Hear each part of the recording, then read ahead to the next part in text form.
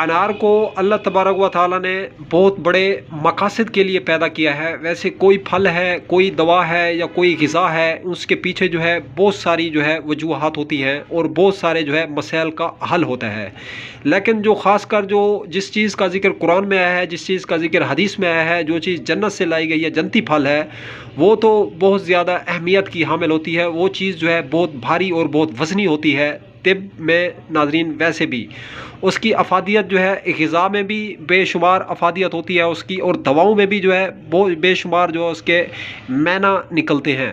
तो नाज़रीन अनार जो है ये एक बेहतरीन और ज़बरदस्त नाज़रीन दवा भी है, ग़िज़ा भी है, शिफा भी है, क्योंकि अल्लाह तबारक व तआला बहुत बड़ा हकीम और तबीब है। क्योंकि देखें नाज़रीन, एक तो होता है छोटा हकीम, आम हकीम, लेकिन अल्लाह तबारक व तआला कितना बड़ा हकीम है। उसने जो है अनार को ख़ुद तैयार किया और ख़ुद पैदा किया।